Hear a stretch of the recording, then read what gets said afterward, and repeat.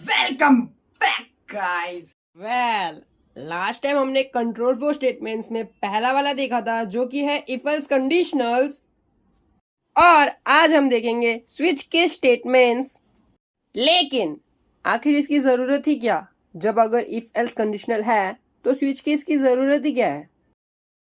Actually switch case है तो एक कंट्रोल फ्लो स्टेटमेंट, लेकिन सॉर्ट ऑफ डिफरेंट है इफ एल्स से। स्विच लेता है एक वेरिएबल या फिर एक्सप्रेशन, लेकिन we are not allowed to use boolean, double, float and long data type as variable or expression for switch। और हम अलग अलग केसेस देते हैं जो कि उस स्विच को दिए हुए वेरिएबल या एक्सप्रेशन की हो सकती है। और गौर करना कि मैंने कहा अलग अलग केसेस, यानी हम सेम केस को दो बार या ज़्यादा यूज़ नहीं कर सकते। एंड इफ एल्स कंडीशनल के एल्स स्टेटमेंट की तरह स्विच केस के पास अपना डिफ़ॉल्ट केस होता है जिसमें हमें कोई भी वैल्यू डालनी नहीं होती है। अब इफ एल्स में सिर्फ एक ही स्टेटमेंट एग्जीक्यूट होता था, याद है ना। लेकिन मेरी वाली थोड़ी अलग है।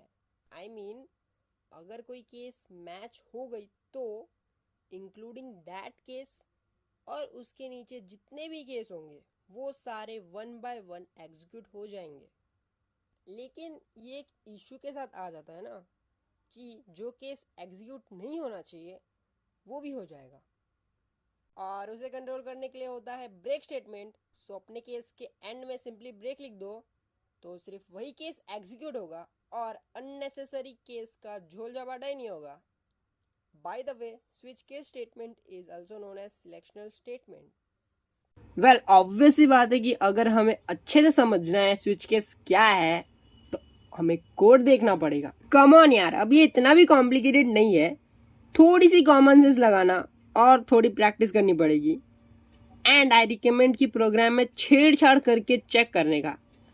भाई चेक करने का आई मीन कि रन करने का, कि आखिर क्या हो रहा है मेरे ये चेंज करने से या फिर वो चेंज करने से।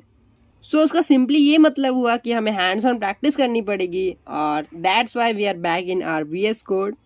सबसे पहले बेसिक स्ट्रक्चर देखते हैं स्विच केस स्टेटमेंट्स का होता क्या है।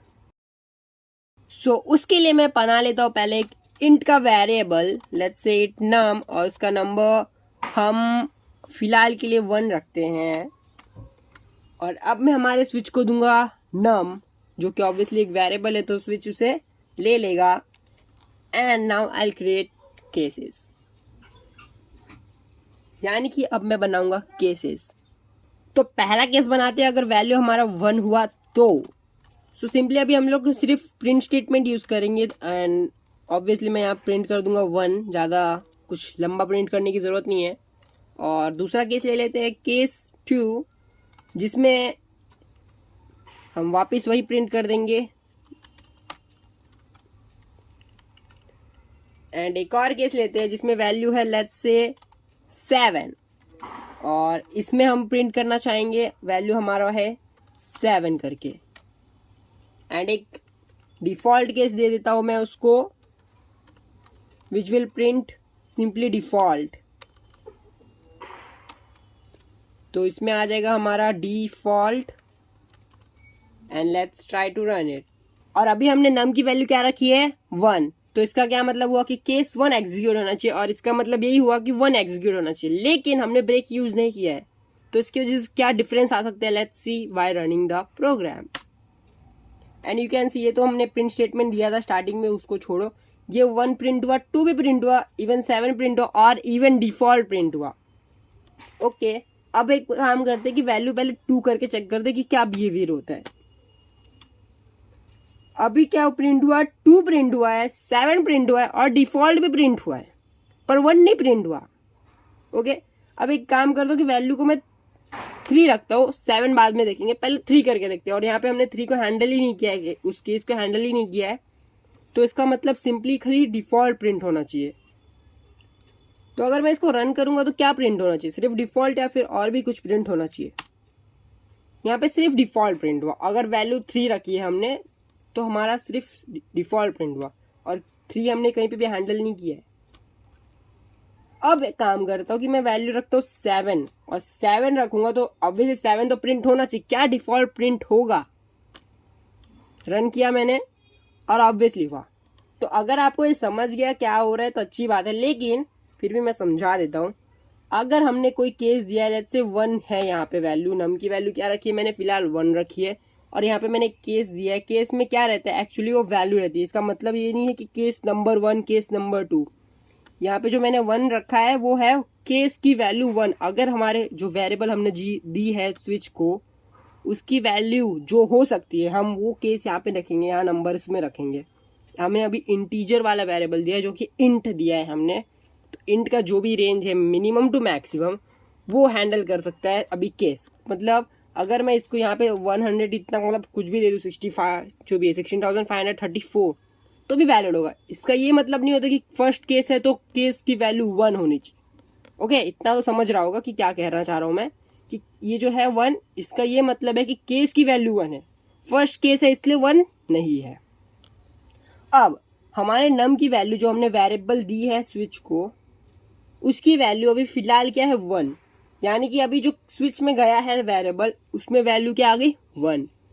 और इसका यही मतलब हो कि केस 1 हुआ वैलिड, वैलिड यानी कि ट्रू हुआ।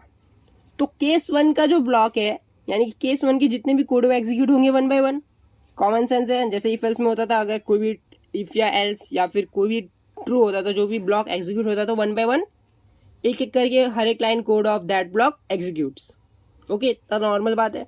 अभी फिलहाल हमने क्या कितना लाइन रखा है, सिर्फ एक लाइन रखा है, यानी कि ये जब 1 प्रिंट हुआ है ना तो वो एग्जीक्यूट हो जाएगा। और जो ये केस है हमारा, ये वाला केस, इसका ब्लॉक खत्म, यानी कि ये केस ब्लॉक खत्म। लेकिन स्विच केस में क्या सीन है और इफ एल्स में क्या सीन था? इफ एल्स में क्या होता था कि अगर कोई ब्लॉक एग्जीक्यूट होता था तो वो पूरे ब्लॉक में जितने भी इफ एल्स और एल्स इफ स्टेटमेंट जितने भी कनेक्टेड रहते थे उनमें से सिर्फ एक ही एग्जीक्यूट होता था और बाकी के सारे इग्नोर होके आगे से, मतलब इग्नोर होने के बाद उसके बाद से जो भी कोड बचा रहता था वहां से एग्जीक्यूट होना चालू हो जाता था। लेकिन स्विच केस में ऐसा नहीं होता है। अगर एक केस ट्रू हो गया तो इसका यही मतलब होता है कि उसके नीचे के जितने भी केस है, अब यहाँ पे कितने केस, ये है 2 वाला और 7 वैल्यू वाला केस है और एक डिफॉल्ट केस है, नीचे के जितने भी केस होंगे वो भी सारे के सारे एक एक करके एग्जीक्यूट होंगे। यानी कि पहले केस, ये फर्स्ट वाला केस जो है जिसमें वैल्यू 1 दी है मैंने, केस फर्स्ट वाला केस वैल्यू 1 वाला एग्जीक्यूट हो गया क्योंकि वो ट्रू था। अब ये ट्रू था यानी कि इसके नीचे जो भी केस है वो भी ट्रू हो गए। ऐसा नहीं होता है लेकिन एग्जीक्यूट होगा। ओके, अब जो केस 2 है इसमें वैल्यू 2 दी है, ये एग्जीक्यूट हो गया, ठीक है, ये खत्म। उसके नीचे क्या है, केस 3 है, थर्ड केस है यानी कि 7 वैल्यू उसकी, और वो भी एग्जीक्यूट हो गया। और जो डिफ़ॉल्ट है वो भी एग्जीक्यूट हो जाएगा। इसीलिए हमने जब फर्स्ट टाइम नंबर 1 करके वैल्यू प्रिंट की थी तो हमारा क्या दिखा था 1 2 7 डिफ़ॉल्ट, क्योंकि 1 तो ट्रू हो गया लेकिन उसके नीचे की जितने भी है वो भी उसके साथ के साथ एग्जीक्यूट हो जाते। और सिमिलरली जब हमने वैल्यू को रखा था 2 तो क्या हुआ था कि जो 2 है, 1 तो पहली बात इग्नोर हो गया क्योंकि वो फॉल्स है, मतलब केस फर्स्ट केस में वैल्यू 1 थी और नम की वैल्यू 1 नहीं थी, 2 थी, तो ये तो इग्नोर हो गया। लेकिन केस 2 वैलिड था यानी कि ट्रू था और केस 2 की वैल्यू क्या थी 2 थी, तो केस 2 सेकेंड केस जो था हमारा वो वैलिड हो गया था और इसलिए वो एग्जीक्यूट हुआ। लेकिन एक बार एग्जीक्यूट हो गया तो उसके नीचे की सारे केस एग्जीक्यूट होना शुरू हो जाते हैं और इसीलिए हम लोग को कभी दिखा था 2 7 और डिफ़ॉल्ट।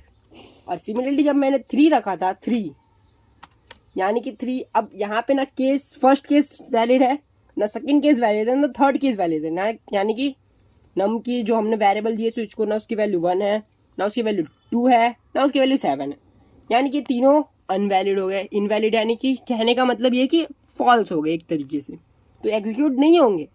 लेकिन डिफ़ॉल्ट केस का मतलब ही होता है जैसे हमारे इफ एल्स में था एल्स स्टेटमेंट, अगर सारे इफ और एल्स ऊपर वाले फॉल्स हो गए तो ये एल्स एग्जीक्यूट होता है ना, और इसका कोई केस मतलब उसका कोई कंडीशन नहीं होता था।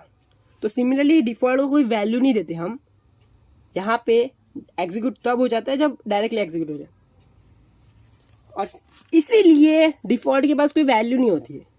डिफ़ॉल्ट का मतलब ही होता है अगर एग्जीक्यूट होने आया तो अब सिंपली एग्जीक्यूट हो जाएगा, चेकिंग वेकिंग नहीं करता वो।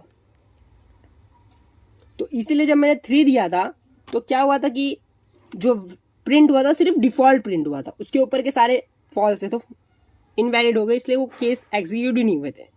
और जब मैंने 7 दिया था ना, वैल्यू 7 नॉट 8 जब मैंने वैल्यू 7 दी थी तो हमारे स्विच के पास क्या गया, 7 गया।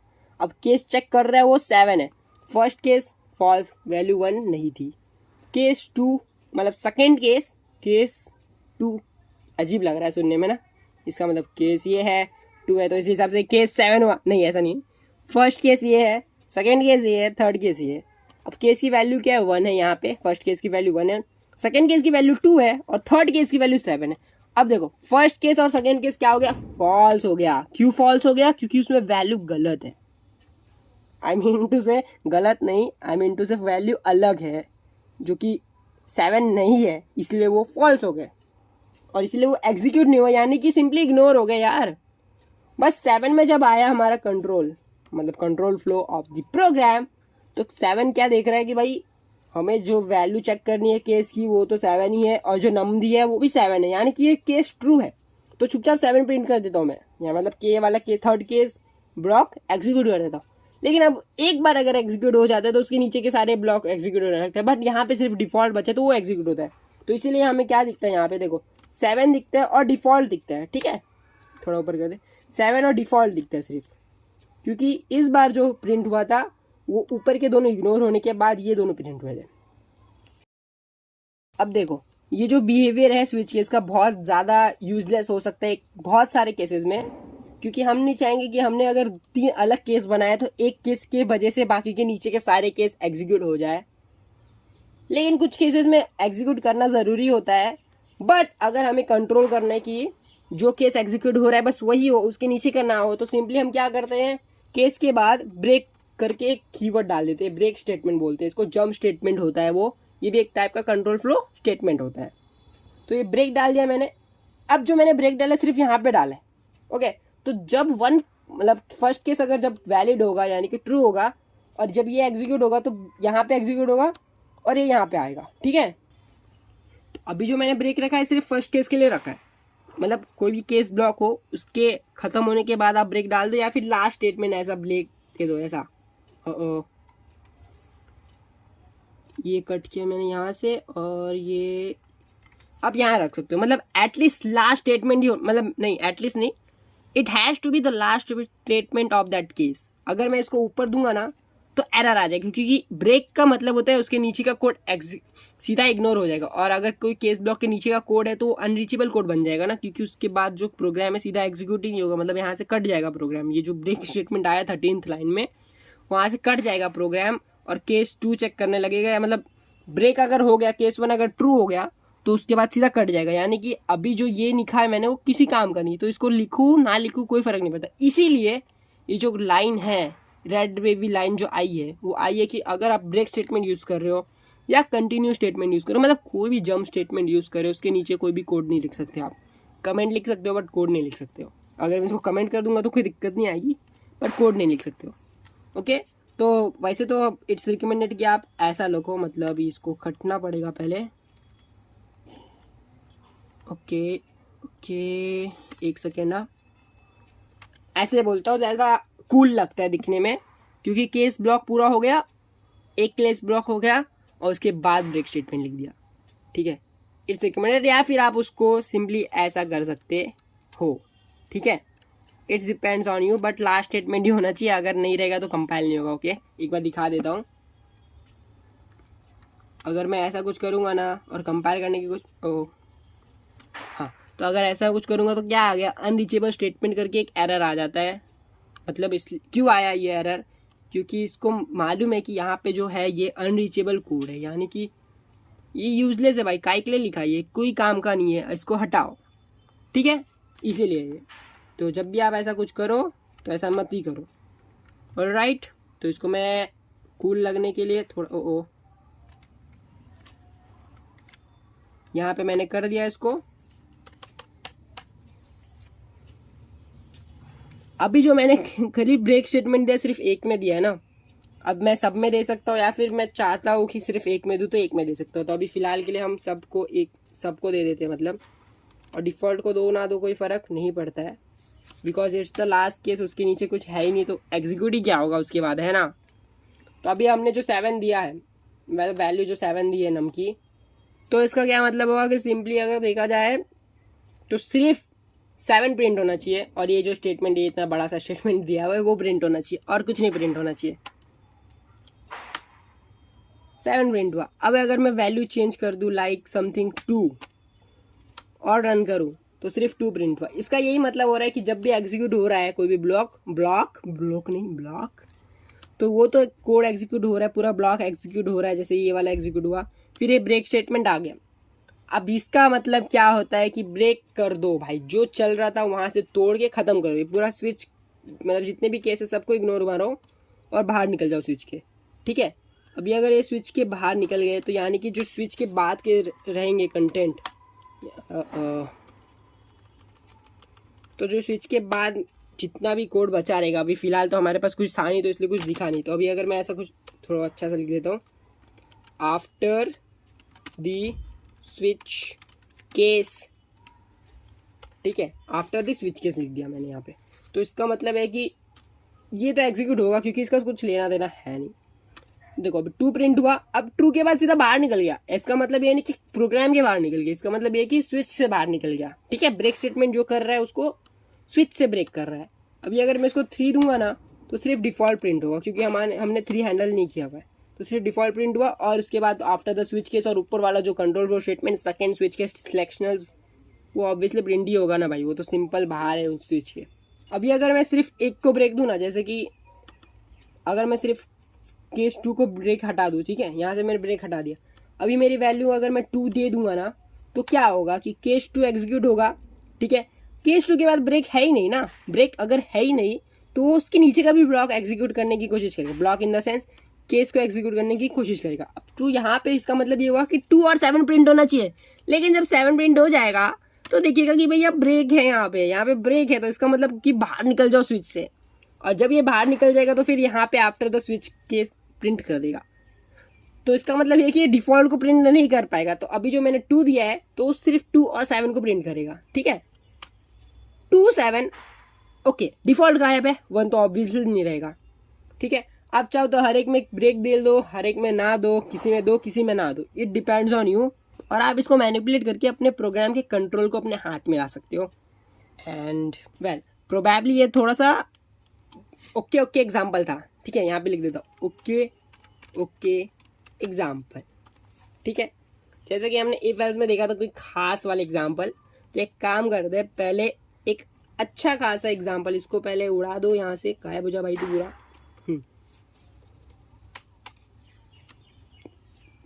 इसको कमेंट कर दूँ क्या, क्योंकि अभी हम दूसरा एग्जाम्पल देखते हैं तो इसको कमेंट करना ही ज़्यादा समझदारी वाली बात होगी। सो इसको मैंने कर दिया कमेंट आउट। एक बेसिक सवाल पूछता हूँ आप लोगों से, ठीक है, हफ्ते में कितने दिन होते हैं? 7। कौन से? Sunday, Monday, Tuesday, Wednesday, Thursday, Friday and Saturday, ठीक है। साल में कितने महीने होते हैं? 12। मतलब मंथ कितने होते हैं एक साल में? 12 होते हैं। कौन से? जैन, फेब, मार्च, मई, जून, जुलाई, अगस्त, अक्टूबर और नवंबर, दिसंबर, है ना। ये जेंजी वाली भाषा क्यों बोल रहा हूँ? ओके, तो एक प्रोग्राम बनाते हैं, ओके, उसमें हम नंबर देंगे एक इंटीजर के बेस में, और उसके अकॉर्डिंग हम प्रिंट करेंगे कौन सा डे है वीक का, कौन सा मंथ है ईयर का, ठीक है। तो पहले एक मंथ वाला देखते हैं, क्या नाम दूँ उसका? Day of the week example, ठीक है। तो हमें क्या करना पड़ेगा, क्या चीज़ें लगेंगी? पहले तो एक इंट वेरिएबल लगेगा जो कि डे डिसाइड करेगा, और अभी हम 1 का मतलब समझते हैं संडे, 2 का मतलब मंडे एंड सो ऑन, समझ गए ना। तो सैटरडे का मतलब क्या हो गया? 7 हो गया आई गेस। सो हाँ, तो संडे हमारा फर्स्ट डे है, मंडे हमारा सेकेंड है एंड सो ऑन। तो उस हिसाब से हम प्रिंट कर देंगे, ठीक है। तो हमें पहले तो लगेगा एक वेरिएबल जिसमें हम नंबर स्टोर करेंगे, तो इंटीजर का वेरिएबल लगेगा और वो रिप्रेजेंट करेगा कौन सा वीक का डे है। जैसे 1 है, अगर डे नंबर 1 है तो डे हो गया हमारा संडे, 2 है तो मंडे एंड 7 है तो सैटरडे, एंड बीच का समझ जाओ ना आप। तो इसलिए पहले एक वेरिएबल बनाता हूँ इंट डे, और अभी मैं क्या करूँगा कि एक स्कैनर ऑब्जेक्ट यूज़ करूँगा। अब स्कैनर ऑब्जेक्ट शायद से आपको पहले भी पता होगा कैसे काम करते हैं, पर क्या है क्यों है कैसे नहीं पता। क्या काम करते हैं वो तो पता है आपको, कैसे और क्यों काम करते हैं वो बाद में पता चलेगा आईओ में, जब हम लोग इनपुट आउटपुट पढ़ेंगे जावा का बेसिक आईओ पढ़ेंगे हम। तो अभी मैं सिंपली एक वन लाइनर डाल देता हूँ स्कैनर, और सिंपली आप कॉपी पेस्ट कर देना, ये टेंशन की बात नहीं है, समझेगा नहीं समझेगा कोई फ़र्क नहीं पड़ता। तो अभी हमारा नेक्स्ट इंट लग देते हैं। ऑलराइट, और उसके लिए मेरे को पहले एक इंपोर्ट करना पड़ेगा। ऑब्वियसली 2 स्टेटमेंट के बाद ही होता है ये काम, एक इंपोर्ट स्टेटमेंट और एक ऑब्जेक्ट बनाने का स्टेटमेंट। पता नहीं क्या बक रहा है भाई, क्या बोल क्या रहा है तू यार, इंपोर्ट ऑब्जेक्ट, भाई मेरे को पागल मत कर। ठीक है, तो अब यहाँ से हमको एक बार चेक करना पड़ेगा कि हमारा प्रोग्राम वैल्यू तो ले रहा है।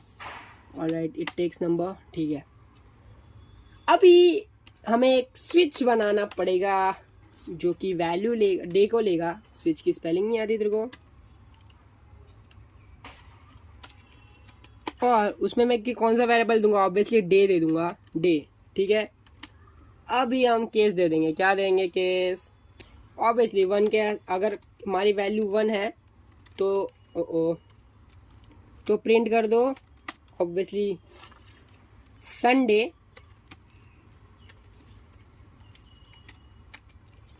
और ब्रेक स्टेटमेंट देना अनिवार्य है, कंपलसरी है, कंपलसरी। 2 है तो क्या करेंगे भाई, सिंपली प्रिंट कर दो अपना मंडे, और मैं इसको फास्ट फॉरवर्ड कर देता हूँ, लेकिन ठीक है। 3 है तो अपना कर दो प्रिंट ट्यूसडे। ट्यूसडे की स्पेलिंग नहीं आती मेरे को, कोई बात नहीं। एंड अगर हमारा नंबर 4 है तो let's print something like Wednesday, something like जो है वही प्रिंट करेगा ना। अगर वैल्यू 5 है वैल्यू 5 है तो प्रिंट कर दो थर्सडे।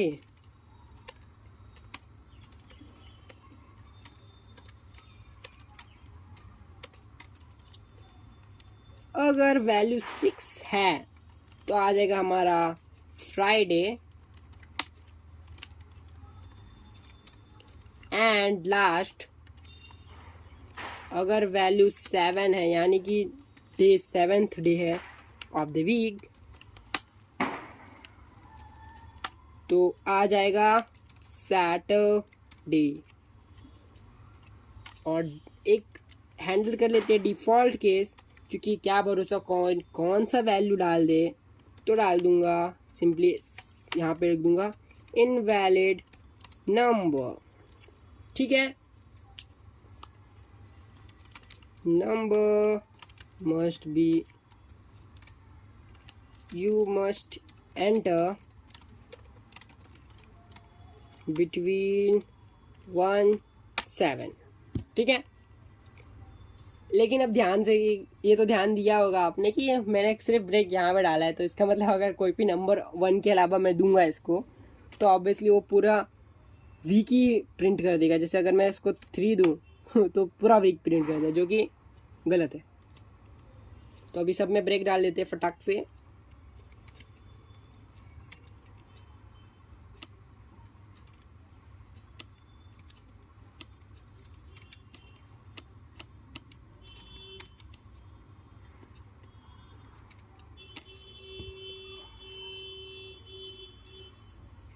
अब ब्रेक तो मैंने सब में डाल दिया है, लेकिन एक चीज़ पहले रह गई है, तो यहाँ पे प्रिंट स्टेटमेंट डालूंगा विदाउट ln। तो यहाँ पे लिख दूंगा एंटर दी नंबर, क्या लिख दूँ, एंटर दी नंबर लिख दूँ और डे डाल देता हूँ यहाँ पे। तो इससे हमें समझ जाएगा कि नंबर एंटर करना है, और ये जो प्रोग्राम है डे ऑफ द वीक वाला प्रोग्राम है। तो एक बार रन करके देखते हैं। पहले इसको मैं 1 दे देता हूँ, and it says Sunday, great यार। एंड क्लियर कर लो पहले। 5 क्या आना चाहिए, 5 आना चाहिए, ऑब्वियसली थर्सडे आ गया, ठीक है, इट वर्क्स। एंड अगर मैं 7 दूँ तो सैटरडे आना चाहिए, सैटरडे, ठीक है। एंड अगर मैं इसको दे दूँ 2 तो आएगा मंडे। एक चीज़ मॉडिफाई कर देते हैं यहाँ पे, south the day of the week. कैसा लगेगा अभी देखना, अच्छा लगेगा। 3 डाला, डे ऑफ द वीक क्या है, ट्यूसडे। ग्रेट ना, कूल लग रहा है अभी। अभी अगर मैं इसको कुछ इनवैलिड नंबर दे दूँ जैसे ये, ग्रेट, इट हैंडल्स। अगर मैं कोई ऐसा नंबर दे दूँ तो क्या देगा, इट हैंडल्स। एक और चीज़, 0 दे के देखते हैं, हैंडल्स। और ऑब्वियसली अगर मैं कुछ नॉन नंबर दूंगा, नॉन न्यूमेरिक दूंगा तो ऑब्वियसली एरर आ जाएगा, तो इतना तो सबको पता है। वेल अब मंथ वाला एग्जांपल भी देख लेते हैं, मंथ ऑफ द ईयर, और वो ऑलरेडी सिमिलर ही होगा तो हम बस उसे कॉपी पेस्ट ही करेंगे। तो अब देखो, पहले मैं उसको कॉन्टेक्स्ट बता देता हूँ। हम नंबर को यूज़ करेंगे सेम जैसे हमारा डे यूज़ हो रहा था, यहाँ पे मंथ यूज़ होगा। और 1 का मतलब यहाँ पे होगा जनवरी, 2 का मतलब फरवरी, 3 का मार्च, 4 का अप्रैल, 5 का मई, 6 का जून, 7 का जुलाई, 8 का ऑब्वियसली भूल गया मैं अगस्त, 9 का सितंबर, 10 का अक्टूबर, 11 का नवंबर और 12 का दिसंबर। और अगर इसके अलावा कोई नंबर दूंगा मैं तो उसका मतलब सिंपली यही होगा कि वो इनवैलिड नंबर है। ठीक है, तो हम हमारे कोड में आते हैं और इसको पहले मैं पेस्ट करता हूँ सेम चीज़ को। ठीक है, अब यहाँ पे हम लोग बस चेंज करेंगे क्या कि एक ये जो डे है उसको मैं कर दूंगा मंथ, और यहाँ पे भी हम इसको मंथ देंगे ऑब्वियसली। और यहाँ पे आ जाएगा इंटर द नंबर, और इसको मैं कर दूंगा मंथ। ठीक है, MONTH, इतना तो आपको पता ही होगा।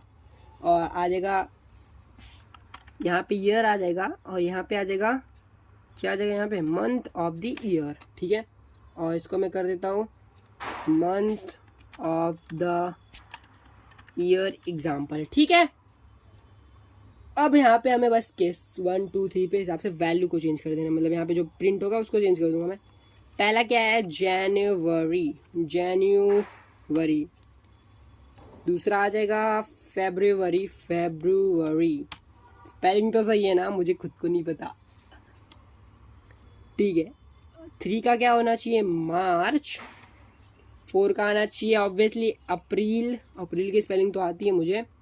एंड यहाँ पे आ जाएगा MAY, ये सबको आता है। ये आ जाएगा जून, 7th मंथ। ओ ठीक है, यहाँ पे आ जाएगा जुलाई, बुरा मत मानना। तो अभी हमें 8 केस लेना है जो कि होगा हमारा अगस्त के लिए, साउथ अगस्त। एंड ऑब्वियसली मैं यहाँ पे ब्रेक स्टेटमेंट लेके जाता हूँ, पहले से डाल देता हूँ बाद में दिक्कत ना हो करके। 9th month of the year होता है हमारा, क्या हो रहा है भाई, सितंबर। सितंबर की स्पेलिंग सही है। ओके, अगर कुछ गलत स्पेलिंग डाल दूंगा तो प्लीज़ मुझे बख्श देना, मैं छोटा बच्चा ही हूँ, मुझे मंथ की स्पेलिंग नहीं आती है, कभी कभी भूल जाता हूँ मैं। यहाँ पे भी दे दिया ब्रेक। एंड 11th के 1 मंथ ऑफ द ईयर होता है हमारा नवंबर। सही है स्पेलिंग। ओके, बार बार क्लिक क्यों कर दे रहा हूँ मैं, ब्रेक डालते रहना है, क्योंकि हम नहीं चाहेंगे कि अगर मैंने कोई नंबर डाला है लेट्स से 9 तो उसके नीचे सितंबर के साथ साथ अक्टूबर, नवंबर, दिसंबर सब कुछ आ जाए ऐसा मैं नहीं चाहूँगा। And 12th month of the year is December. Alright, it है, यहाँ पे एक ब्रेक देना बच गया था। एंड पूरा कोड प्रॉपरली वर्क करेगा, बस यहाँ पे देना पड़ेगा 1 से लेके 12 तक। और एक काम करता हूँ, फॉर द मंथ है क्या, invalid number for the month, तो इससे स्पेसिफाई हो जाएगा कि नंबर महीने पे डालना है, तो महीने के हिसाब से 1 और 12 के बीच में कोई भी नंबर डाल दो। और क्या यहाँ पे मैंने इंपोर्ट किया था और यहाँ पे सब सही है और सही है और ये भी सही है, तो प्रोग्राम प्रॉपरली रन होना चाहिए। पहले क्लियर करेंगे and java main dot java. Okay, तो मुझे बोल रहा है कि इंटर द नंबर और ब्रैकेट में लिखा है मंथ, लेट्स से 5 मतलब मई। Okay, month of the year is May. ठीक है, अब एक लेते हैं लेट्स से 9 का क्या आना चाहिए, सितंबर आना चाहिए। ऑलराइट, एंड लेट्स से अभी मैं इसको दे दूंगा 12, दिसंबर आएगा, दिसंबर आ गया। अब अगर मैं इसको कोई इनवैलिड नंबर दूँ, 0 invalid, okay, the month of the year, और at the month of the year बार बार प्रिंट ही होगा क्योंकि हमने उसको बाहर रखा है।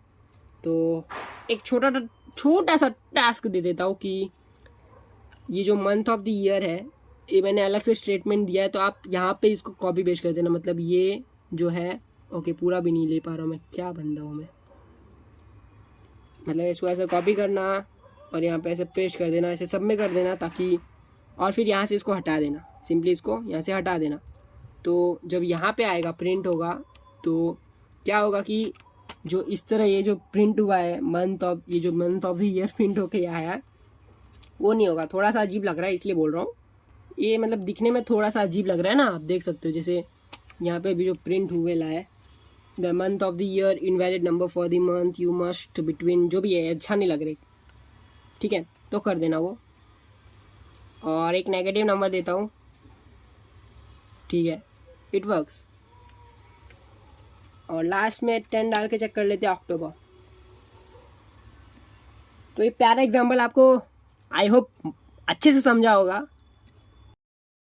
वेल देखो आज क्या सीन है ना कि बहुत स्विच केस में बहुत सारे एग्जांपल आपको सच में यूज़फुल एग्जांपल दे सकते हो आप, इसलिए स्विच केस में अभी एक और एग्जांपल देना क्या मन कर रहा है मेरे को।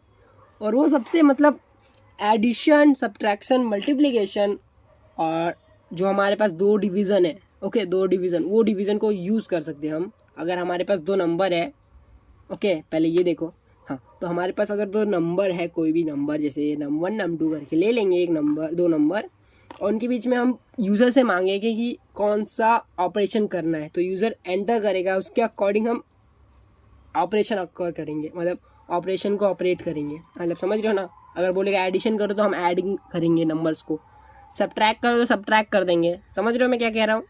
तो देखते हैं। देखो सिंपली बताओ तो हमें क्या क्या चीज़ लगेंगी, 2 नंबर वैल्यूबल लगेंगे, और अभी के लिए हम उसको डबल बनाएंगे क्योंकि ऑब्वियसली वो ज़्यादा ऑपरेटिव हो जाता है, मतलब ज़्यादा यूज़फुल हो जाता है अगर हम उसको डबल बनाएंगे तो।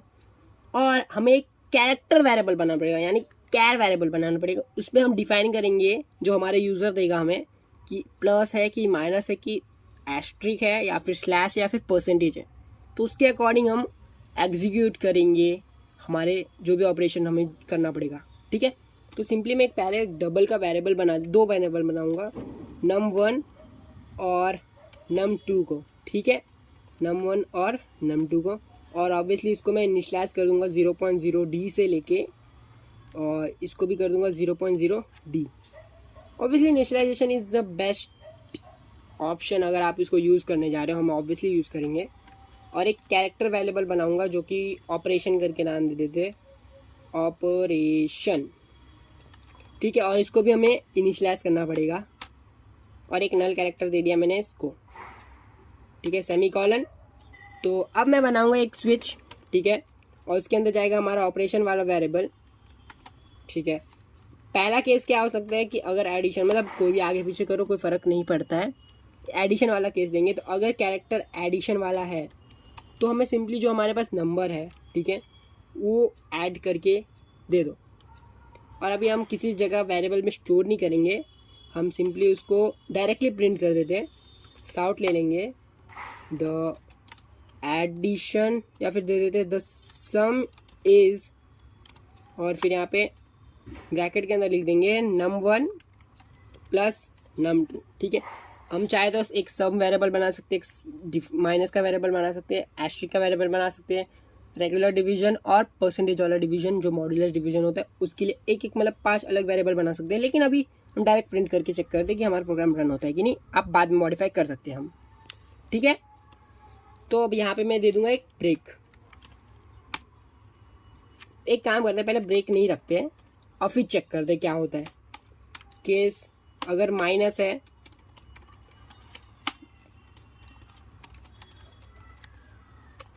डिफरेंस लिखो ना, द डिफरेंस इज, फिर यहाँ पे num1 माइनस num2। फिर अगर हमारा केस है एस्ट्रिक, यानी कि मल्टीप्लाई करने बोल रहा है यूज़र, तो सिंपली बोल दो the product num1 asterisk num2, case अगर ये है, यानी कि रेगुलर डिवीजन हो रहा है, ऑब्वियस ही बात है, इतना तो सबको समझता ही है। The quotient is num1/num2। और अगर हमारा केस कुछ रिमाइंडर वाला चला गया है तो हम यहाँ लिख देंगे द रिमाइंडर इज, और यहाँ पे दे दूंगा मैं num1%num2। और अगर कुछ डिफ़ॉल्ट वाली बात हो गई तो आ जाएगा अपना इनवैलिड कैरेक्टर करके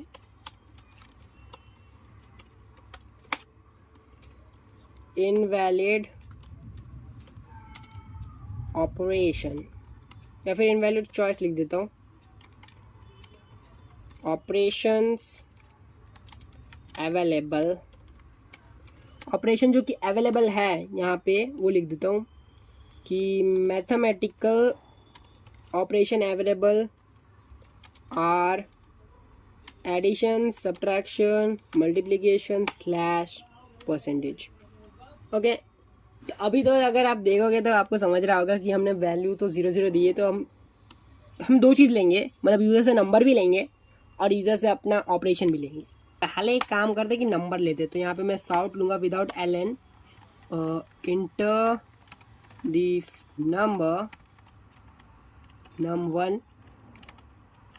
ठीक है, और num1 equal to new scanner system dot in next. और यहाँ पे आपको ध्यान देना होगा कि हम लोग डबल यूज़ करें तो यहाँ पे जो मैं लिख रहा हूँ वही लिखना, ओके।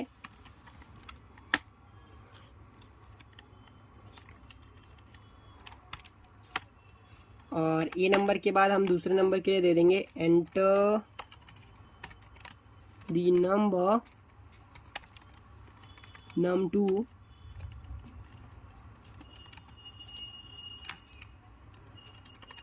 ठीक है। और num2 को भी हम लोग यूज़र से लेने वाले, इसलिए मैंने ये लाइन लिख दी। तो ये हो गया ऐसा, और ये हो गया ऐसा, और ये हो गया ये हो गया ऐसा। अब ऑब्वियसली कैरेक्टर भी हम यूज़र से लेंगे, यहाँ पे 2 इक्वल टू q है, और यहाँ पे मैं लिखूँगा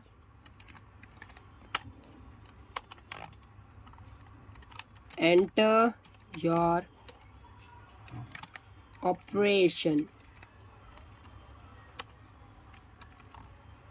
यहाँ पे ब्रैकेट में दे देते प्लस माइनस एस्ट्रिक स्लैश और %। या फिर हम आप ऐसे भी कह सकते हो कि 5 लाइन बनाओ, उसमें प्लस को बोल दो कि मतलब plus is for addition, minus is for subtraction, ऐसा करके आप डिफाइन कर सकते हो। बट फॉर ना हम ऐसा करके पहले चेक करते हैं कि रन हो रहा है कि नहीं हो रहा है। और ऑब्वियसली यहाँ पे हमें अगर कैरेक्टर चाहिए तो हमें और कुछ लाइन लिखना पड़ेगा। तो पहली बात तो आप ये लिख लेना जो मैं लिख रहा हूँ, ओके, स्कैनर, ठीक है। यहाँ पे सिस्टम डॉट इन तो आ गया, बट यहाँ पे जो आएगा नेक्स्ट और फिर उसके बाद आ जाता है कैर एट 0, ठीक है। ये हमें एक कैरेक्टर इनपुट ले सकता है यूज़र से, अगर हमें लेना है तो हम ये यूज़ कर दें। तो अगर देखा जाए तो अभी हमारा प्रोग्राम रन होगा। बस दिक्कत ही आएगी कि सिर्फ एडिशन नहीं होगा, अगर मैं प्लस दूंगा ना तो उसके नीचे के सारे हो जाएंगे, यानी कि ऑब्वियसली आपको पता है यहाँ पे ब्रेक नहीं डाले हमने, तो कैसा रन होगा, तो रन करके देखते हैं। ऑलराइट, तो java main dot java enter first number, let's say 45.6, enter the number num2, and for simplicity मैं इसको 12.3 रखता हूँ। अब बोल रहे हैं मुझे प्लस करना है कि तुझे माइनस करने क्या करना है, तो मैं बोलता हूँ प्लस कर भाई। तो आप देख सकते हो क्या हो गया, यहाँ प्लस किया है भाई ने, सब्ट्रैक्ट किया है भाई ने, यहाँ पे प्रोडक्ट भी बना दिया है और क्वोशंट भी बना दिया है, रिमाइंडर भी दे दिया है, मतलब हर एक पॉसिबल चीज़ को कर दिया है। क्यों किया ऐसा? क्योंकि ब्रेक नहीं था। अब ये सिंपल नहीं था नंबर, इसलिए थोड़ा सा हार्ड लग रहा होगा। एक सिंपल नंबर लेके देता हूँ 5 और 2। पुराने दिन याद होंगे तो कुछ याद आ रहा होगा, बट ठीक है। 7 आ गया, ठीक है, डिफरेंस भी सही है, प्रोडक्ट भी सही है, क्वेश्चन भी सही है, रिमाइंडर ऑब्वियसली 1.0 आया। और 1.0 क्यों आया ये आपको पता तो होगा ही, आई होप सो। ठीक है, तो अभी हम नहीं चाहेंगे कि जो यूज़र ने बोला है सिर्फ वही, मतलब हम चाहेंगे कि जो यूज़र ने बोला है सिर्फ वही प्रिंट हो ना, मतलब वही ऑपरेशन करो, बाकी कोई ऑपरेशन होने की क्या ज़रूरत है जब यूज़र ने नहीं बोला। तो क्या करेंगे हम, यहाँ पे ब्रेक लिख दूंगा मैं, और यही ब्रेक को मैं कॉपी करूँगा, मतलब कॉपी करने की ज़रूरत तो है बिकॉज मैं नहीं चाहूँगा 50 बार मैं लिखूँ। तो कॉपी किया मैंने इसको, यहाँ पे पेस्ट कर दिया, पेस्ट कर दिया, पेस्ट कर दिया। और डिफ़ॉल्ट को देने की ज़रूरत नहीं है, और वैसे दोगे तो भी तो कोई दिक्कत नहीं है, बट देने की कोई ज़रूरत नहीं रहती है। इट डिपेंड्स ऑन यू, अगर आपको एक्स्ट्रा टाइम है तो लिख सकते हो। एक ऐसा नंबर ले लेता हूँ मैं, और एक ऐसा नंबर ले लेता हूँ मैं, और मेरे को चाहिए इसका मल्टीप्लिकेशन दे भाई।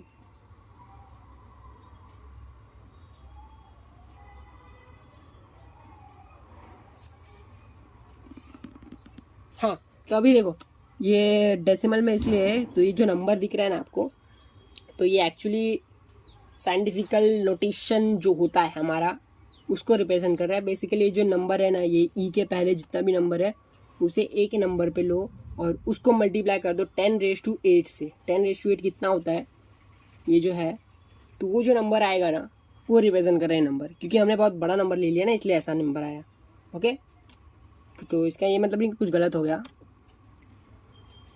सिंपली एक बड़ा नंबर लूँगा मैं और एक छोटा नंबर लूँगा। ओके, पहले ये बड़ा हो गया ना, हाँ ये छोटा ले लिया। अब मैं देना चाहता हूँ सब्ट्रैक्ट कर, ठीक है, ये सब्ट्रैक्ट कर दिया 6.222666514, ठीक है। तो मतलब ये वर्क कर रहा है, ग्रेट।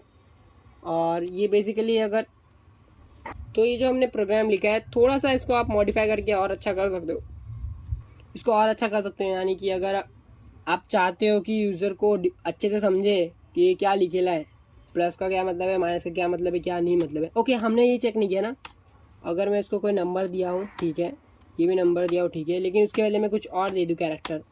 ओके, हाँ ये इनवैलिड चॉइस दे दिया, ठीक है।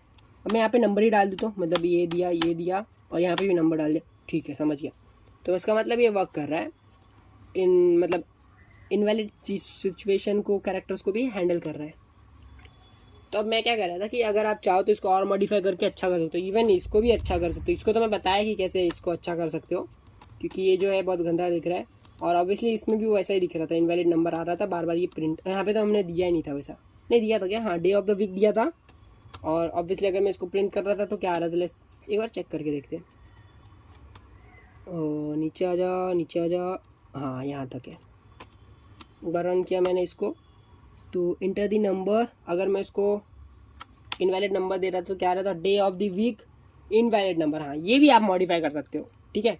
अभी मैं इसको टर्मिनेट कर देता हूँ Ctrl+C से, प्रोग्राम रुक जाता है, टर्मिनेट हो जाता है, ठीक है।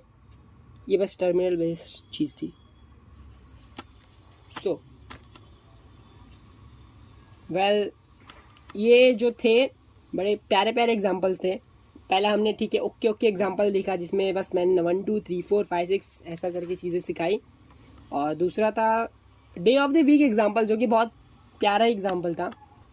और ऑब्वियसली जो तीसरा था जो कि था month of the year example, वो भी बहुत प्यारा एग्जाम्पल था, जिसमें हमने महीने के बेस पे, मतलब नंबर के बेस पे कौन सा साल का महीना है, यानी कि मंथ ऑफ द ईयर को प्रिंट किया था, जो कि बहुत ठीक ठाक एग्जाम्पल था और बहुत सिमिलर था week of the day say, और sorry day of the week say, sorry day of the week say. But उसके बाद जो हमने एग्जाम्पल देखा, ये मैथमेटिक्स वाला, यहाँ पे 2 नंबर लिया हमने, और ये जो 3 लाइन लिखी है मैंने, ये वाली और ये वाली, ये आपको समझने की कोई ज़रूरत नहीं है, ठीक है। ये जो भी लिखा है आपको समझने की कोई ज़रूरत नहीं है, क्योंकि ये तो है ही नहीं, इस स्विच के साथ कुछ लेना देना इसका है नहीं। ये है बेसिकली यूज़र इनपुट वाला चीज़, यानी कि जब हम लोग जावा इनपुट आउटपुट पढ़ेंगे, जो कि थोड़ी देर बाद ही पढ़ने वाले हैं, कुछ एपिसोड्स के बाद, तो उसमें हम सीखने वाले ही है। तो ये समझने की ज़रूरत नहीं है, बस ये है कि हमारा जो काम था हमने करवा लिया ना, बस बात ख़त्म। और यहाँ पे हमने बस addition, subtraction, multiplication, regular division और मॉड्यूलस डिवीजन हैंडल किया था।